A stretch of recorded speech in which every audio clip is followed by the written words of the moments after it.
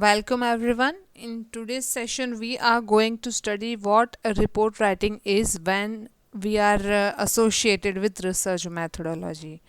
और पिछले क्लास में हमने रिपोर्ट राइटिंग की बेसिक नॉलेज ली थी कि रिपोर्ट राइटिंग एक्चुअली क्या है, उसके एडवांटेजेस क्या हैं, उसको हम किस तरीके से यूटिलाइज कर सकते हैं। आज हम वही चीज़ देखते हैं, लेकिन हम उसे थोड़े डिटेल्ड व्यू में देखने का ट्राई करेंगे। तो हम शुरू करते हैं। So what is report? Report क्या है? So it says report in research methodology is a crucial component. Research methodology की जब बात आती है तब जो एलिमेंट, जो उसका कॉन्स्टिट्यूंट बहुत ही नेसेसरी है, रिक्वायर्ड है, वो है report. It says research of any field remains incomplete if there is no any report presented. So from this sentence it is quite clear that whenever any research is conducted, its report should be presented whenever it is asked for. Okay, कोई भी research है और कोई भी field का research है, वो तब तक पूरा नहीं होता जब तक उसकी रिपोर्ट प्रेजेंट नहीं की जाती। बिकॉज रिपोर्ट ही एक ऐसा टूल है जिसकी मदद से रिसर्च में क्या किया गया था वो सब डिटेल्स मिल जाती हैं। So far as research is concerned, writing a report is entirely different from doing the former one. अब जहाँ तक रिसर्च की बात है तो रिपोर्ट राइटिंग एकदम अलग चीज़ है और रिसर्च एक दूसरा पहलू है। ठीक है, ये नहीं है कि रिसर्च और रिपोर्ट दोनों ही एक पहलू है, दोनों अलग अलग पहलू है, एक सिक्के के दो पहलू है ना। और रिसर्च में क्या है वो तो हम जानते हैं, रिसर्च में क्या क्या प्रोसीजर होता है वो भी हमें पता है, but on the other hand report में क्या है वो भी हमें पता है ना। So we can quite clearly say that कि रिपोर्ट राइटिंग और रिसर्च दोनों ही डिफरेंट एलिमेंट्स हैं, उनमें कोई भी टाइप की सिमिलैरिटी कभी भी देखने नहीं मिलती। Any research does not carry value within itself provided findings are not given in appropriate format. कोई भी रिसर्च है तो उसकी कोई वैल्यू ही नहीं होती है। क्यों? क्योंकि उसमें फाइंडिंग्स नहीं दी गई है, और अगर फाइंडिंग्स दी गई है, कंक्लूजन ड्रॉ करके दिया गया है, इन्फेरेंसेस ड्रॉ करके दिए गए हैं, तो वो अप्रोप्रिएट फॉर्मेट में नहीं है। अगर किसी भी रिसर्च में ये सिचुएशन देखने मिलती है तो वो रिसर्च वैल्यूएबल रिसर्च नहीं होता, वो हमेशा ऑर्डिनरी रिसर्च की ही वैल्यू कैरी करता है। ठीक है, तो यहाँ तक हम ये समझ गए, हमने ये जान लिया कि रिसर्च मैथोडोलॉजी का क्रूशियल कंपोनेंट अगर कुछ है, अगर कोई है तो वो है रिपोर्ट। किसी भी फील्ड की रिसर्च में रिपोर्ट राइटिंग के बिना वो फील्ड की रिसर्च इनकम्प्लीट होती है। फिर तीसरा पॉइंट क्या है कि रिपोर्ट राइटिंग डिफरेंट थिंग है और research again the different one. Okay, report writing और रिसर्च दोनों सेम नहीं है कभी भी। और फोर्थ पॉइंट क्या है कि किसी भी रिसर्च में उसकी फाइंडिंग्स अच्छे से प्रेजेंट नहीं की गई है, अच्छे फॉर्मेट में प्रेजेंट की नहीं गई है, तो वो रिसर्च वैल्यूएबल रिसर्च नहीं है। ठीक है, अब हम आगे चलते हैं। Now types of report. So report के कुछ टाइप्स है, लेकिन जो दो बेसिक टाइप्स है वो हम यहाँ पे देखेंगे। सो reports attempted in the process of research have different types according to their purpose. Research में उसके यूटिलाइजेशन के हिसाब से रिपोर्ट्स के डिफरेंट टाइप्स हम ऑब्जर्व कर सकते हैं. For example, banks create short balance sheet for annual report. किसी बैंक में हम जाते हैं, या let's say for an example, हम सब कोई ना कोई बैंक में अकाउंट पोजेस करते हैं. सो वही अकाउंट की मंथली डिटेल्स अगर हमें चाहिए तो ई स्टेटमेंट नाम का एक कंपोनेंट है जो कि बैंक हमें जनरेट करके देता है. तो वो ई स्टेटमेंट है, वो क्या है? It is nothing but a type of report, A monthly report कि एक पर्टिकुलर मंथ में आपने कितना डेबिट किया, कितना क्रेडिट किया. ठीक है. फिर मैथ्स में रिपोर्ट कैसे होते हैं? एल्जेब्रिक नोटेशंस होते हैं, statistical data that is. Okay. Then comes literature. ये 3 एग्जाम्पल मैंने डिफरेंट फील्ड के इसलिए लिए हैं क्योंकि तीनों में रिपोर्ट की जो फॉर्मेशन होती है, जो प्रेजेंटेशन होती है, वो डिफरेंट है. लिटरेचर में रिपोर्ट किस तरह का होता है?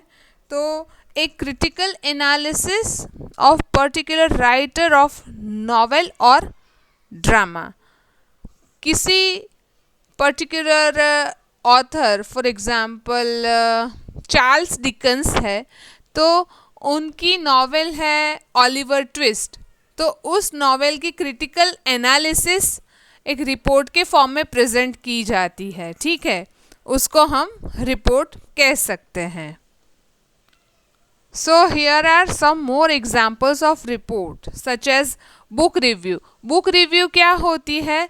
तो book review वो चीज़ है जो कोई एक ऑथर ने बुक लिखी है और उसी बुक के ऊपर कोई दूसरा ऑथर अपना ओपिनियन क्रिटिकल वे में प्रेजेंट करता है, उसको हम बुक रिव्यू बोलते हैं.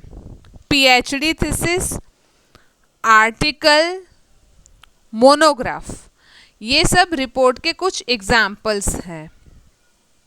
In general there are 2 types of report. Report की जब तक बात हो रही है, जहाँ तक बात होती है, वहाँ तक यूजुअली इसके 2 टाइप्स हैं. The first type is technical report and the second type is the popular report. Now technical report.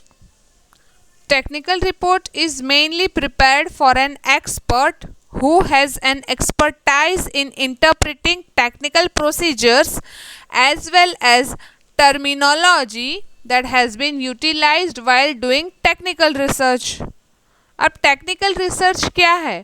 तो technical report है वो एक expert के लिए बनाया जाता है कि जिसकी एक्सपर्टाइज, जिसकी स्किल, जिसका स्पेशलाइजेशन क्या है, interpreting technical procedures as well as terminology.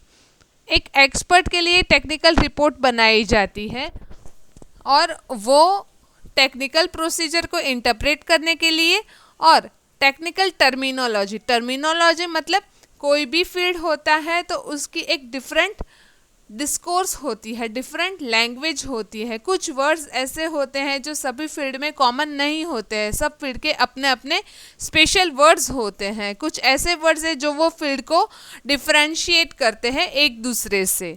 तो ये टर्मिनोलॉजी और टेक्निकल प्रोसेस जानने के लिए एक एक्सपर्ट के लिए जो रिपोर्ट बनाई जाती है उसको टेक्निकल रिपोर्ट बोलते हैं.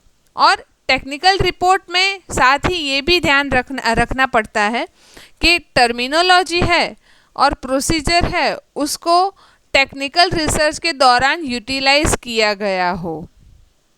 It's discourse is majorly technical. Technical report की जो लैंग्वेज होती है वो ज़्यादातर टेक्निकल ही होती है, उसको नॉर्मल रखने का ट्राई करना चाहिए नहीं. The major focus of technical report lies in firstly the methods that are implicated. Technical report की फोकस क्या होती है? उसका फोकस किस चीज़ पे होता है? The methods that are implicated. Technical research के दौरान जो मेथड्स इम्प्लीकेट की गई है, जो मेथड का सजेशन दिया गया है, उस मेथड पे टेक्निकल रिपोर्ट का फोकस होता है। Secondly, assumptions that are made during the research. Research के दौरान जो एजम्पशंस, जो हाइपोथेसिस एज्यूम किए गए हैं, उसके ऊपर टेक्निकल रिपोर्ट का रिसर्च फोकस होता है। Thirdly, detailed presentation of the findings which includes limitations of findings and supporting data। और तीसरी कौन सी चीज़ है, तो वो है detailed presentation of the findings. जो फाइंडिंग्स क्रिएट की गई है उसका एक डिटेल्ड प्रेजेंटेशन होता है, उसको डिटेल में प्रेजेंट किया जाता है। Which includes limitations of findings and supporting data, जिसमें कौन सी चीज़ें समाविष्ट होती हैं। फाइंडिंग्स की लिमिटेशंस मीन्स उसके ड्रॉबैक्स क्या है, और सपोर्टिंग डेटा, ये तीन चीज़ों पे टेक्निकल रिपोर्ट का फोकस मेजरली होता है। अब हम आगे चलते हैं। Second, this one is popular report. Popular report is meant for people who have little interest in technical aspects of research methodology and conclusions of research। Popular report क्या है? पॉपुलर रिपोर्ट एक ऐसी रिपोर्ट होती है जो उन लोगों के लिए है जिन्हें टेक्निकल एस्पेक्ट में ज़्यादा दिलचस्पी नहीं है। रिसर्च के कुछ एस्पेक्ट्स ऐसे होते हैं जो टेक्निकल भी होते हैं, और कुछ कंक्लूजन्स भी ऐसे होते हैं जो टेक्निकल होते हैं। ये दोनों ही चीज़ में जिसको दिलचस्पी नहीं है या थोड़ी कम दिलचस्पी है, उन लोगों के लिए पॉपुलर रिपोर्ट होते हैं। This type of report is prepared by ordinary people. अब उसकी डेफिनेशन में हमने देखा कि कुछ लोग ऐसे होते हैं, people who have little interest in technical aspect. ठीक है, तो ऐसे लोग कौन होते हैं? वो ऑर्डिनरी होते हैं कि जिन्हें सादी और साधारण भाषा ज़्यादा समझ में आती है। तो उसी चीज़ को ध्यान में रखते हुए ये रिपोर्ट कौन से लोगों को ज़्यादा अच्छी लगती है, ज़्यादा प्रेफर होती है? ऑर्डिनरी पीपल, जो लोग साधारण हैं, जिन्हें हाई लैंग्वेज समझ में नहीं आती या उन्हें समझने में थोड़ी दिक्कत होती है, उन लोगों के लिए पॉपुलर रिपोर्ट फ़ायदेमंद है। And at time some executive people who give less priority to detailed reports. और ऑर्डिनरी पीपल के साथ कुछ एग्जीक्यूटिव पीपल ऐसे भी हैं कि जिन्हें डिटेल्ड रिपोर्ट नहीं चाहिए, उन्हें सिर्फ एक समरी, शॉर्ट समरी और सिंपल समरी चाहिए। जो ऐसी चीज़ प्रेफर करते हैं उनके लिए पॉपुलर रिपोर्ट बनाई जाती है। Major focus of popular report is on simplicity and attractiveness. Popular report की मेजर फोकस, उसका ज़्यादा कंसंट्रेशन किस चीज़ पे होता है? तो वो है सिंप्लिसिटी और अट्रैक्टिवनेस। अब सिंप्लिसिटी और अट्रैक्टिवनेस पॉपुलर रिपोर्ट में क्या है वो हम आगे देखते हैं। Simplicity in popular report can be attend with the help of clear writing, minimal use of technical discourse, especially mathematical data, and maximal use of charts and diagrams। अब popular report को सिंपल बना के ही present करना है, तो उसके लिए writing है वो क्लियर होनी चाहिए। राइटिंग क्लियर होनी चाहिए इसका मतलब ये नहीं है कि हैंड राइटिंग क्लियर होनी चाहिए, बट जो एक्सप्रेस करना है उसका वे क्लियर होना चाहिए, वो कंफ्यूजिंग नहीं होना चाहिए। Minimal use of technical discourse. Technical discourse एक ऐसी चीज़ है कि जो सिंपल नहीं होती है, तो जब पॉपुलर रिपोर्ट की सिंप्लिसिटी मेंटेन करनी है तभी टेक्निकल डिस्कोर्स का यूज़ बहुत ही कम किया जाएगा।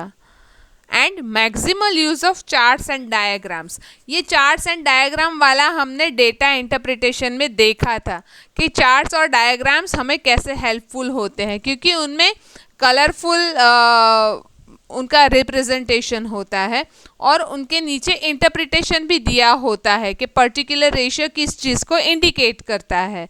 तो चार्ट और डायग्राम का ज़्यादातर उपयोग और ज़्यादा से ज़्यादा उपयोग अगर किया जाए तो पॉपुलर रिपोर्ट में सिंप्लिसिटी अच्छे से मेंटेन की जा सकती है। तो ये तीन एस्पेक्ट्स हैं।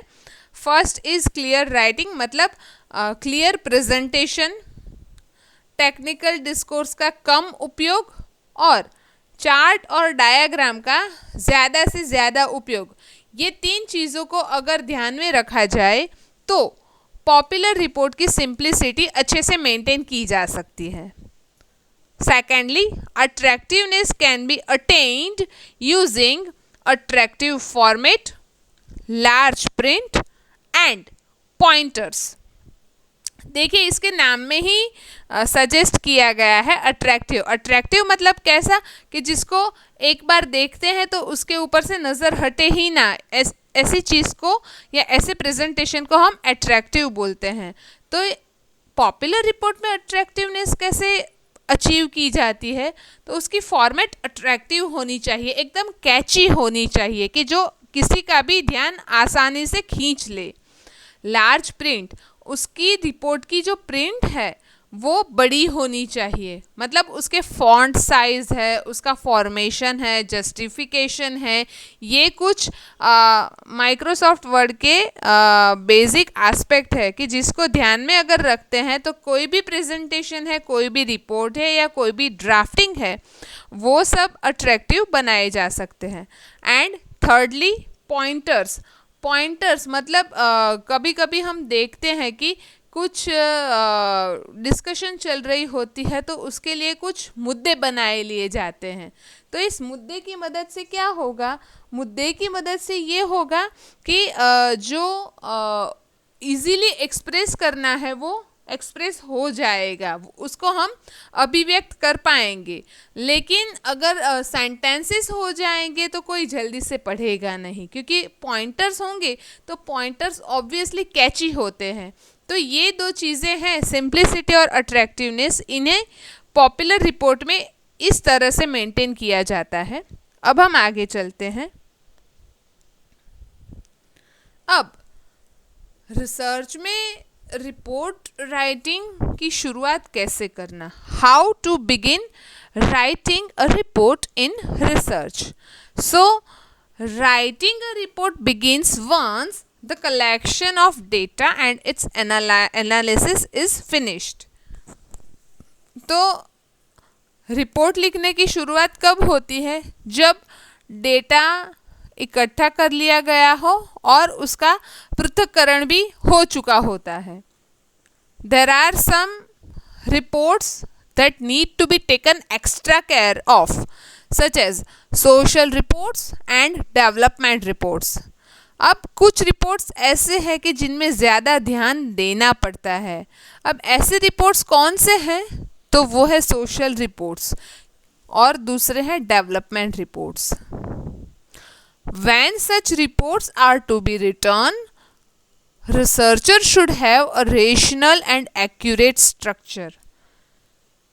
कौन से रिपोर्ट की बात है ये? सोशल रिपोर्ट और डेवलपमेंट रिपोर्ट की। अब जब रिसर्चर इन दो टाइप के रिपोर्ट पे काम कर रहा होता है तो उसके पास एक लॉजिकल और एप्रोप्रिएट स्ट्रक्चर होना ज़रूरी है। He should stick formally to his or her point. उसे जो कहना है, उसका जो पॉइंट है, उसका पर्सपेक्टिव है, वो उसे कहीं भी मिस नहीं करना है। उसके राइटअप में ये क्लियर होना चाहिए, उसके रिपोर्ट में ये क्लियर होना चाहिए कि हाँ, उसका पॉइंट ऑफ व्यू, उसका बेसिक पॉइंट, उसका बेसिक आर्ग्यूमेंट ये है। ठीक है। अब उसमें अगर वो थोड़ा बहुत चूक जाता है तो उसका जो पॉइंट है वो किसी के ध्यान में नहीं आ सकता। And use simple language and creative layout. अब रिसर्चर ने साथ में ये भी ध्यान रखना है कि उसकी लैंग्वेज, जो रिपोर्ट उसने बनाया है उसकी लैंग्वेज सिंपल होनी चाहिए और उसका लेआउट मतलब उसका जो फॉर्मेट है वो क्रिएटिव होना चाहिए। ठीक है, अब हम आगे चलते हैं। Researcher has to draw an outline to the report. Researcher ने सबसे पहले रिपोर्ट की एक आउटलाइन बनानी होती है। आउटलाइन क्या है? तो नेक्स्ट सेंटेंस में बताया गया है कि outline will be followed by a head, a body and a tail. Outline कौन कौन सी चीज़ों का कॉम्बिनेशन होता है? Head, body and tail. अब हेड, बॉडी एंड टेल किसी इंसान या किसी एनिमल के नहीं होते हैं जब रिसर्च रिपोर्ट की बात चल रही होती है।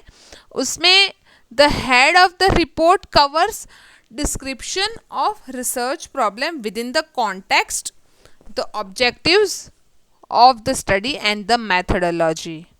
अब आउटलाइन का हेड क्या होता है? तो हेड में रिसर्च प्रॉब्लम की डिस्क्रिप्शन होती है। रिसर्च प्रॉब्लम क्या है, टिपिकल रिसर्च टॉपिक का वो मेंशन किया गया होता है।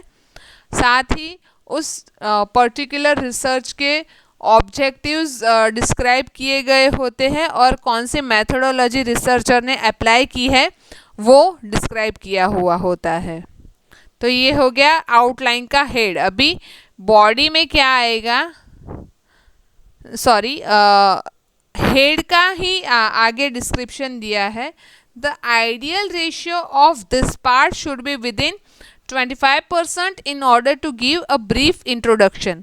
अब हेड मतलब हेड क्या है? तो head is a type of introduction. अब जब हम किसी भी बुक को पढ़ते हैं या फिर किसी भी नॉवेल को पढ़ते हैं तो उसका एक इंट्रोडक्शन दिया गया होता है।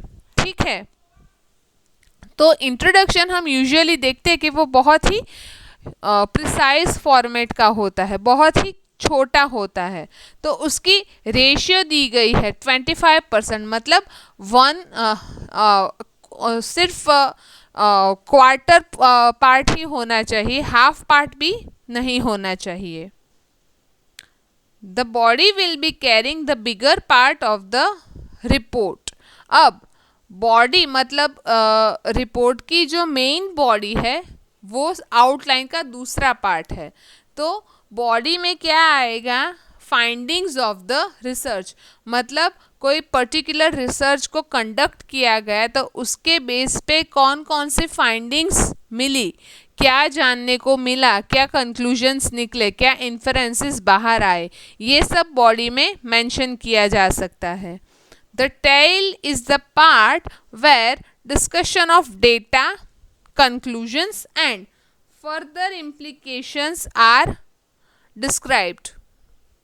So टेल में क्या होता है कि डेटा की डिस्कशन की गई होती है, डेटा का एनालिसिस बताया जाता है, कंक्लूजन्स बताए जाते हैं और पर्टिकुलर रिसर्च अगर फ्यूचर में किसी रिसर्चर को सेम टॉपिक पे रिसर्च करना है तो उसकी फ्यूचर इम्प्लीकेशंस क्या हो सकती है, उसके फ्यूचर पर्सपेक्टिव्स क्या हो सकते हैं, ये टेल में बताए जाते हैं। Now steps to be followed for report writing. अब रिपोर्ट राइटिंग कैसे लिख कर शुरू करना है, उसमें क्या क्या होना चाहिए ये हमें पता है कि उसमें आउटलाइन आएगा, आउटलाइन में हेड, बॉडी, टेल आएगा, लेकिन अब वो स्टेप्स कैसे फॉलो करने चाहिए, कौन सा स्टेप फर्स्ट आएगा, कौन सा स्टेप सेकंड आएगा, ये रिपोर्ट राइटिंग के लिए जानना ज़रूरी है। So, before beginning for writing a report, it is necessary to bifurcate and check the data that has been analyzed based on the objective. Report writing लिखने की शुरुआत करने से पहले ये बहुत ही ज़रूरी है कि जो डेटा कलेक्ट किया गया है उसको अच्छे से क्लासीफाई किया गया हो, उसको चेक किया गया हो और साथ ही उसको ऑब्जेक्टिव के बेस पे उसका एनालिसिस किया गया हो। Second, Researcher has to check if the data has been processed according to the plan that is discussed in the proposal formerly. Researcher ने चेक करना होता है कि जो डेटा एनालाइज किया गया है वो रिसर्च प्लान के अकॉर्डिंग है, जो रिसर्च में डिस्कशन हुई है उसके अकॉर्डिंग है, और साथ ही उसने प्रपोजल में जो डिस्कशन प्रेजेंट की है उसके अकॉर्डिंग ही उसके डेटा उसने कलेक्ट किए हैं. Thirdly, he or she has to assure that major inferences are drawn and related to the concerned literature. उसने एक चीज़ का ध्यान ये रखना होता है कि जो कंक्लूजन्स उसने रिसर्च के अंत में निकाले हैं वो उसने लिटरेचर रिव्यू को ध्यान में रख के वो कंक्लूजन्स उसने फ्रेम किए हों. Going back to the primary data and checking the analysis as well as referring to some additional literature for justification of the question arising from the data may prove helpful. अब उसने एक और चीज़ ये करनी है कि जो प्राइमरी डेटा है उसको एक बार फिर से देख लेना है, एनालिसिस को एक बार अच्छे से पढ़ लेना है. अगर वो ये एक्टिविटी फॉलो करता है तो उससे क्या फ़ायदा होता है, क्या बेनिफिट मिलता है. तो जैसे जैसे रिसर्चर पढ़ता है वैसे वैसे उसको कुछ क्वेश्चंस अराइज होते हैं. तो ये क्वेश्चंस का जस्टिफिकेशन जानने के लिए वो एडिशनल लिटरेचर भी रिफ़र करेगा. Next, parts of research report. There are mainly 3 parts of research report. The first is the preliminary pages. The second is the main text of the research report. And the third one is the end matter. अब research report के ये 3 part है, ये 3 भाग हैं. पहला भाग है जिसको बताया जाता है द प्रिलिमिनरी पेजेस, दूसरा भाग है the main text of the research report और तीसरा भाग है the end matter. Now, the preliminary pages. The preliminary pages of research report has 10 main constituents. इसके कुल मिला के 10 भाग हैं. कौन सा भाग पहले आता है, कौन सा भाग बाद में आता है, कौन सा भाग सबसे अंत में आता है, इसकी क्रोनोलॉजी रिसर्च रिपोर्ट में मेंटेन होनी ज़रूरी है. So the first is title and cover page. Second one is a foreword. Third one is preface. Fourth, acknowledgement. Fifth, table of contents. Sixth, list of tables. Seventh, list of figures. Eighth, list of appendices. Ninth, list of abbreviations. And 10th, executive summary. Now first, title and cover page. The cover page of research report should be covering the title, names of authors with their designations, the institution with its logo, the month and the year of publication. Research की cover page होती है research report की, उसकी cover page पे research का title होना चाहिए, जो ऑथर्स रिसर्चर ने रेफ़र किए हैं उनके नाम होने चाहिए, उनके डेजिग्नेशन मतलब वो अभी प्रेजेंटली या करंटली किस डेजिग्नेशन पे एक्टिव हैं ये मेंशन किया होना चाहिए. The institution with its logo, अगर रिसर्चर कोई यूनिवर्सिटी से रिसर्च कर रहा है तो उस यूनिवर्सिटी का लॉगो होना चाहिए, या फिर वो कोई कंपनी बेस्ड रिसर्च कर रहा है तो उस पर्टिकुलर कंपनी का लॉगो होना चाहिए.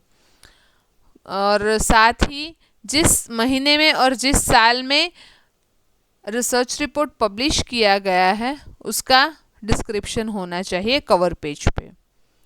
The researcher can include a question that reflects the challenge as well as subtitle informing the base of the study and the area into which the study has been implicated.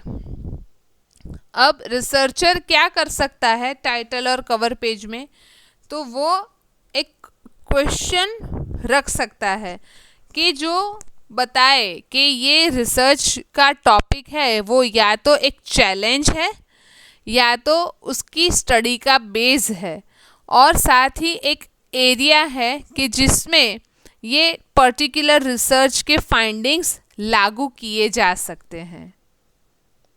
Furthermore, it is also recommended that the front cover or the cover page of the research report should be designed by someone who has entire knowledge of computer graphics. इसके उपरांत ये भी ध्यान रखना ज़रूरी होता है कि रिसर्च रिपोर्ट का कवर पेज होता है वो एक ऐसे व्यक्ति ने बनाया हुआ चाहिए कि जिसे कंप्यूटर ग्राफिक्स की अच्छी नॉलेज है, या यूँ कहो कि उसे कंप्यूटर ग्राफिक्स की संपूर्ण माहिती है उसके पास.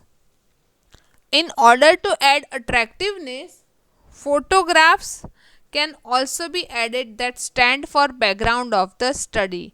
अब रिसर्च रिपोर्ट के कवर पेज पे थोड़ा अट्रैक्टिव पार्ट ऐड करने के लिए कुछ फोटोग्राफ्स ऐसे भी ऐड करने चाहिए कि जो स्टडी है, रिसर्च जो है, कोई पर्टिकुलर रिसर्च है, उसका एक बैकग्राउंड दे सके, उसकी एक हिंट किसी भी रीडर को जो रीड कर रहा है पर्टिकुलर रिसर्च रिपोर्ट, उसको वो रिसर्च की हिंट मिल जाए. Design software are preferred to use. Cover page पे डिज़ाइन सॉफ्टवेयर का उपयोग किया जाना चाहिए. फॉर एग्ज़ाम्पल, अब रिसर्च का टाइटल कैसा होना चाहिए. जब हम रिपोर्ट प्रेजेंट कर रहे हैं तो कवर पेज का टाइटल कैसा होना चाहिए. तो यहाँ पे मैंने सिर्फ एक एग्जाम्पल लिया है. Analysing the impact of virtual reality in enhancing audience engagement in museums and galleries. इस तरह का कुछ टाइटल होना चाहिए. ये टाइटल आप देखेंगे तो आपको पता चलेगा कि ये एक क्वेश्चन जैसा टाइटल है. भले ही इसमें क्वेश्चन मार्क नहीं है, लेकिन ये क्वेश्चन है. किस चीज़ का क्वेश्चन है कि ऑडियंस है वो म्यूज़ियम में और गैलरी में जाती है तो वहाँ उसे बहुत सारी वर्चुअल चीज़ें देखने मिलती है कि जो फिज़िकल नहीं है. तो इस चीज़ की वजह से इंसान पे क्या इम्पैक्ट पड़ता है, उस पर क्या असर पड़ता है, उसका एनालिसिस. ठीक है, तो ये टाइटल है. टाइटल इस तरह का होना चाहिए. Next, foreword. So foreword can be found whenever we read any book. हम कोई भी किताब पढ़ते हैं, कोई भी बुक पढ़ते हैं, तो उसमें हमें फोरवर्ड हमेशा देखने मिलता है. It is usually written by someone else who has not written the book. जिस ऑथर ने पर्टिकुलर बुक लिखी होती है वो फॉरवर्ड नहीं लिखता, बट दूसरा ऑथर फॉरवर्ड लिखता है. फॉरवर्ड मतलब कुछ ऐसे सेंटेंसेस का पैराग्राफ कि जो कोई बुक या कोई रिपोर्ट की इंफॉर्मेशन दे सके. He or she tries to show connection between himself and the story as well as the writer of the story. अब जिसने फॉरवर्ड लिखा है, जिसने फॉरवर्ड फ्रेम किया है, वो उसके और स्टोरी, यहाँ हम बुक की बात कर रहे हैं तो मैंने स्टोरी को डाल दिया है, रिपोर्ट का इंक्लूजन यहाँ मैंने नहीं किया है. तो वो जो जिसने फॉरवर्ड लिखा होता है वो उसके और स्टोरी के बीच का कनेक्शन, कि उसका और स्टोरी का क्या कनेक्शन है, या फिर उस ऑथर का और जिसने एक्चुअली स्टोरी लिखी है उस ऑथर का क्या कनेक्शन है, ये फॉरवर्ड में बताया जाता है. Foreword is the part where researcher can find what is the actual difference between the first edition of the book and the current edition of the book that he or she is reading at present moment. Forward research report का और book का वो part होता है कि जहाँ कोई भी पढ़ रहा होता है तो उसे ये जानकारी मिल जाती है कि इस रिपोर्ट की या इस बुक की फर्स्ट एडिशन ये थी और लेटेस्ट एडिशन ये है. एक्स थी फर्स्ट एडिशन, वाई है सेकंड और लास्ट एडिशन। तो इन दोनों के बीच में क्या भेद है, क्या तफावत है, क्या अंतर है, ये फॉरवर्ड की मदद से रिसर्चर को जानने मिलता है। Third, preface. Preface carries opposite nature from that of the foreword. अब प्रीफेस है तो प्रीफेस फॉरवर्ड के कंपैरिजन में टोटली डिफरेंट कंपोनेंट है। The clear reason behind contradiction is that it is written by the author himself. देखिए foreword में क्या था कि फॉरवर्ड में जिस ऑथर ने बुक लिखी होती है वो ऑथर फॉरवर्ड नहीं लिखता था, या उसके बदले कोई और ऑथर फॉरवर्ड लिखता है, जबकि प्रीफेस में जिस ऑथर ने बुक लिखी होती है ना, वही ऑथर प्रीफेस खुद लिखता है। Preface is the part where one can become familiar with the base idea that played the role for the existence of the book. Preface वो जगह है, वो प्लेस है, वो पार्ट है जहाँ एक इंसान जो इंसान पढ़ रहा होता है उसे पता चलता है कि ये पर्टिकुलर बुक है, इसका प्रोडक्शन कैसे हुआ, एक्चुअल क्या चीज़ थी, और उसके आधार पे ये बुक कैसे बन गई, ये बुक की स्टोरी कैसे कल्टीवेट की गई, कैसे डेवलप की गई, ये सब हम प्रीफेस में पढ़ सकते हैं। Introduction to the same author's other work is performed in this part of the report. अब प्रीफेस में क्या किया जाता है, तो जिस ऑथर की बुक होती है उसी ऑथर के द्वारा लिखे गए और भी कुछ बुक्स होंगे तो उनका डिस्क्रिप्शन प्रीफेस में किया जाता है और इससे रीडर को इंफॉर्मेशन भी मिल जाती है।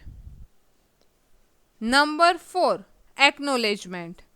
सो एक्नॉलेज मतलब क्या? एक्नॉलेज मतलब ग्रैटिट्यूड शेयर करना, किसी का आभार व्यक्त करना, किसी का धन्यवाद करना, ये हम सर्वसामान्य इतना जानते हैं। So what does it say? It says one should never fail to share and show gratitude towards anybody.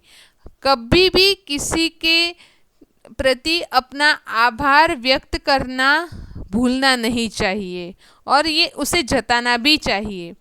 It is an affirmative expression to thank the people who supported the researcher technically or let's say financially in order to frame and implement the research. Acknowledge करना बहुत ही अच्छी बात है, बहुत ही सकारात्मक पहलू है research का, क्योंकि एक्नॉलेज के द्वारा ही रिसर्चर जिस इंसान ने उसे मदद की है, वो या फिर चाहे टेक्निकल मदद की गई हो या फिर फाइनेंशियल आर्थिक मदद की गई हो उसका रिसर्च बनाने में और उसका रिसर्च इम्प्लीमेंट करने में, तो ये एक्नॉलेजमेंट के थ्रू ही रिसर्चर उन लोगों का आभार व्यक्त कर सकता है। Besides the above mentioned people whom should the researcher be thankful to.